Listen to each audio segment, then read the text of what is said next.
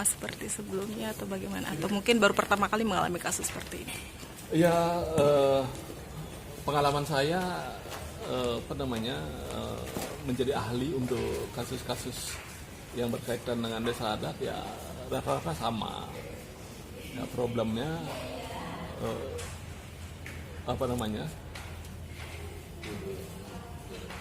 pelaksanaan awik-awik itu tidak sesuai dengan apa yang ada di dalam awik-awik itu. Itu problem. Barangkali ini perlu pemikiran ke depan supaya awik-awik itu betul-betul diimplementasikan sesuai dengan substansi awik-awiknya. Mengapa awik-awik itu tidak dilaksanakan sesuai dengan substansinya, sesuai dengan normanya? Ada beberapa kemungkinan. Pertama, awik-awiknya memang tidak sesuai dengan drestanya di situ. Itu pertama. Yang kedua, awik-awiknya sesuai dengan dreste, tapi SDM pelaksananya yang tidak masih perlu diperbaiki gitu. Itu yang kedua. Yang ketiga, kemungkinan adalah budaya hukum masyarakatnya. Masyarakatnya yang memang tidak taat kepada awik-awik. Itu problem-problem mengapa awik-awik sering tidak tidak efektif dalam pelaksanaannya. Jadi pertama, kemungkinan normanya memang tidak sesuai dengan drestanya. Yang kedua, perjurunya tidak melaksanakan normanya, lalu kemudian masyarakat adatnya yang tidak taat kepada awik-awiknya. Demikian. Jadi kalau untuk agenda hari ini kan kesempatan penggugat untuk mengajukan saksi fakta dan ahli. Nah, kalau kami menilai dari kuasa hukum para penggugat bahwa saksi-saksi fakta yang mereka hadirkan di persidangan hampir semuanya tidak bisa memberikan keterangan atau fakta-fakta yang terungkap selama ngadegang pilihan desa adat ini. Jadi saksi pada umumnya hanya tahu dari penjelasan atau cerita para penggugat sendiri. Jadi kalau dalam proses hukum acara, kalau seorang saksi yang hanya memberikan keterangan hanya berdasarkan cerita atau penyampaian dari pihak, apalagi para penggugat, nah ini kan itu tidak bisa disebut sebagai keterangan, tidak bisa digunakan keterangannya untuk menguatkan dari gugatan. Itu untuk saksi fakta. Secara umum kami menilai bahwa saksi mereka hanya mendengar dari keterangan para penggugat.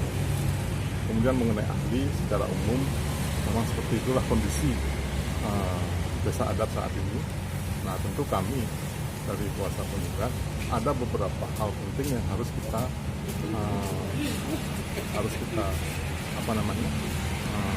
kritisi terkait dengan posisi desa adat saat ini. Dari ahli tadi menjelaskan bahwa otonomi desa adat saat ini tidak lagi mutlak, tapi semi mutlak.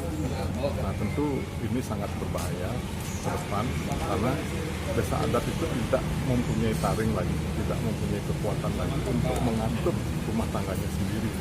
Artinya bisa diatur oleh kepentingan-kepentingan lain.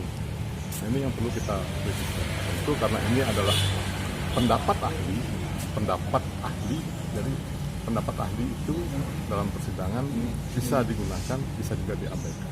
Nah, tentu kami sangat berkepentingan dalam hal ini.